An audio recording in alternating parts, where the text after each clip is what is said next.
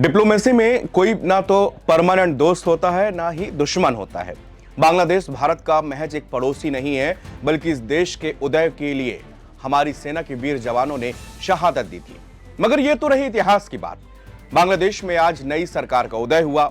BNP प्रचंड बहुमत के साथ सत्ता में बैठने जा रही है।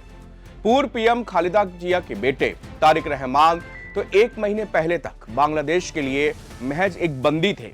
आज वो उसी देश के प्रधानमंत्री बनने जा रहे हैं। शेख हसीना सरकार का तख्ता पलट की कहानी किसी से छिपी नहीं है। शेख हसीना के वक्त भारत और बांग्लादेश के संबंध सबसे अच्छे दौर में थे। दुनिया की खुफिया एजेंसियों ने बांग्लादेश के अंदर तख्ता पलट करवाया। अब सबसे बड़ा सवाल यह है कि तारिक रहमान भारत के लिए कैसे पीएम साबित होंगे। क्या भारत और बांग्लादेश के संबंध वापस पटरी पर लौटेंगे? इस वक्त भारत के लिहाज से सबसे बड़ा सवाल यही है। इतिहास को देखें तो भारत और बीएनपी के बीच में संबंध बहुत अच्छे नहीं रहे। बांग्लादेश में जिस वक्त खालिदा जिया की सरकार थी, उस वक्त नॉर्थ ईस्ट में उग्रवादियों की खूब मदद की गई। बांग्लादेश ने यहां से पूरी मदद इन उग्रवादियों की, ताकि भारत में अस्थिरता फैले। भारत के इस इलाके को दहलाने के लिए बांग्लादेश की सरजमी का इस्तेमाल हुआ। जब भारत ने इसका विरोध किया तो खालिदा जिया बुरा मान गई और इन आरोपों को इनकार किया। लेकिन हथियारों से लदे ट्रक जब बांग्लादेश की सीमा पर पकड़े गए तो खालिदा जिया सरकार की पोल खुल गई थी। भारत के प्रधानमंत्री नरेंद्र मोदी ने तारिक रहमान को चुनाव में बड़ी जीत के लिए बधाई दी। तारिक रहमान ऐसे समय में बांग्लादेश को संभालने जा रहे हैं जब ढाका और नई दिल्ली के जो रिश्ते हैं वो निचले स्तर पर पहुंच गए। बांग्लादेश नेशनलिस्ट पार्टी के सीनियर लीडर अमीर खसारू महमूद चौधरी ने कहा है कि भारत की सरकार में आने पर बीएनपी की प्राथमिकता देश की संस्थाओं को फिर से ठीक करने पर होगी। बीबीसी से बात करते हुए उन्होंने कहा कि पिछले 10 साल में बर्बाद हुए सभी लोकतांत्रिक और वित्तीय संस्थानों को वापस ठीक करने की आवश्यकता है। उन्होंने कहा कि बांग्लादेश को सबसे पहले स्थिरता और शांति की जरूरत है। जब चौधरी से पूछा गया कि बांग्लादेश की नई सरकार भारत के साथ कैसे रिश्ते रखना चाहती है, तो उन्होंने किसी खास देश का नाम लेने के से इनकार किया लेकिन कहा कि किसी भी देश के साथ हमारा रिश्ता आपसी सम्मान, आपसी हित और दखल न देने की स्ट्रेटेजिक ऑटोनॉमी पर आधारित होगा। चौधरी ने तारिक रहमान के बांग्लादेश फर्स्ट वाले नजरिए पे आगे बढ़ने का संकेत दिया और कहा कि देश केंद्रित पॉलिसी न होने के पिछली सरकारों के लिए यह समस्या रही है। बीएनपी की स्टैंडिंग कमेटी के नजरुल इस्लाम खान ने कहा है कि पीएम मोदी ने लोगों के फैसले को मान्यता दी है। वो तारिक रहमान की जीत पर पीएम मोदी के बधाई संदेश के संबंध में बात कर रहे थे।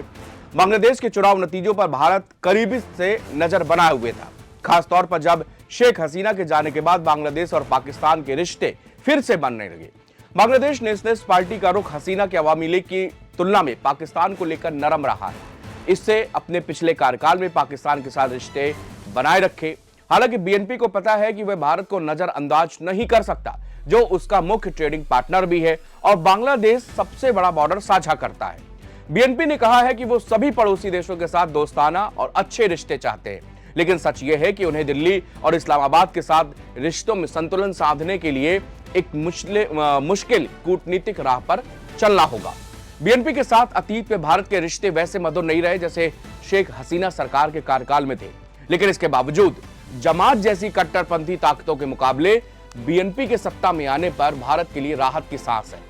केंद्र को उम्मीद है खालिदा जिया के नहीं रहने की स्थिति में प्रधानमंत्री की कुर्सी पर बैठने वाले तारिक रहमान का नजरिया पहले के मुकाबले बदलेगा। वैसे तारिक रहमान भी चुनाव से पहले पड़ोसियों से बेहतर संबंध की वकालत करते रहे हैं।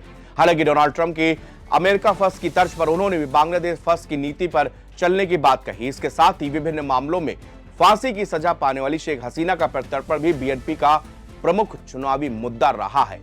लेकिन राजनीतिक विश्लेषकों का कहना है कि कोई भी नई सरकार महज किसी एक मांग पर अड़कर पड़ोसी देशों से संबंध खराब नहीं करती और इसका खतरा भी मोल नहीं लेगी, खासकर तब जब देश बेहद संवेदनशील राजनीतिक दौर से गुजर रहा हो और बीते 1.5 साल से ज्यादा वक्त तक वो हिंसा और अस्थिरता की चपेट पे हो।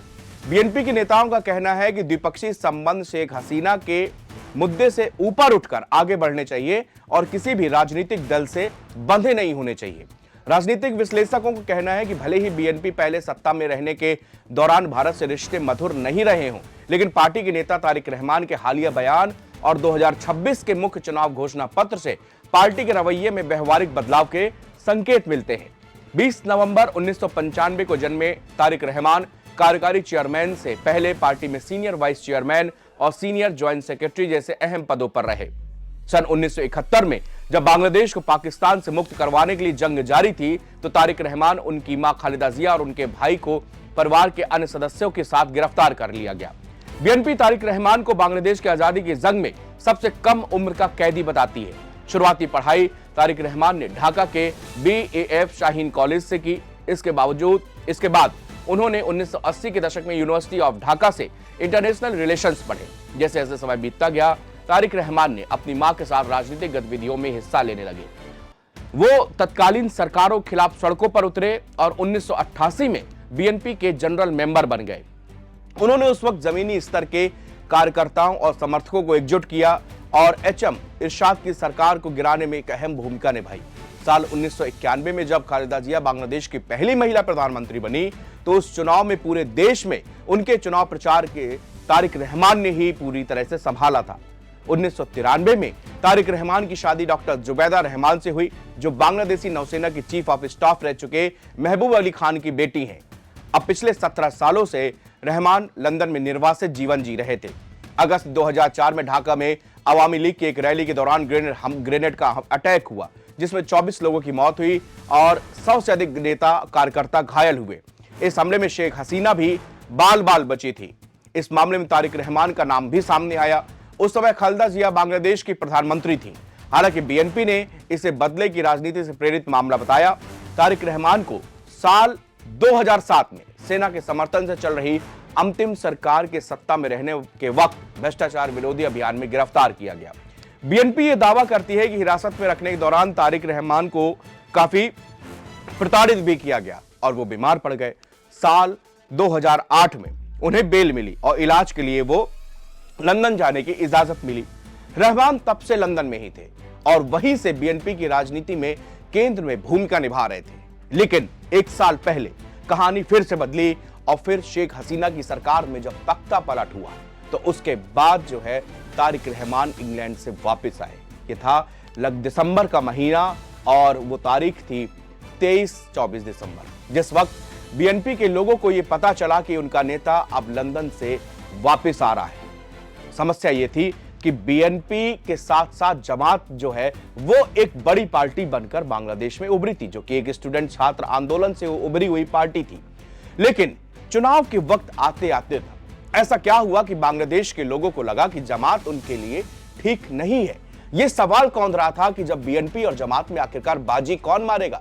बहुत सारे जो पोल्स आए, सर्वे आए, उन्होंने साफ कर दिया था कि खालिदा जिया की पार्टी इस बार सबसे बड़ी पार्टी उभरेगी। लेकिन ये प्रचंड बहुमत का जो आंकड़ा है ये क्या बताता है? ये बताता है कि बांग्लादेश के लोगों ने लोकतंत्र को चुना। ये बताता है कि बांग्लादेश के लोगों को भी एक सुकून की जिंदगी, एक अच्छी जिंदगी जीने का अधिकार है। एक साल से बांग्लादेश में जो हालात हैं वो किसी से छिपे नहीं है और पाकिस्तान ने इस देश के हालात खराब करने में कोई कसर नहीं छोड़ रखी। लेकिन बांग्लादेश में अब चीजें सामान हैं। यहां पर लोकतांत्रिक प्रक्रिया से एक सरकार चुनी गई है। अब वो सरकार जो है अपने तरीके से इस देश को चलाएगी। अब तक जमात ने जो कुछ किया वो पूरे देश और दुनिया के सामने था और जमात को इसीलिए लोगों ने नापसंद किया क्योंकि लोग जो है वो राजनीतिक दल से, मतभेदों से और इस तरह की राजनीतिक हत्याओं से बहुत अलग है। उनको इन सब चीजों से कोई लेना देना नहीं होता और यही कारण है कि आज बीएनपी जो है सबसे बड़ी पार्टी और तारिक रहमान देश के प्रधानमंत्री बनने जा रहे हैं। शुक्रिया।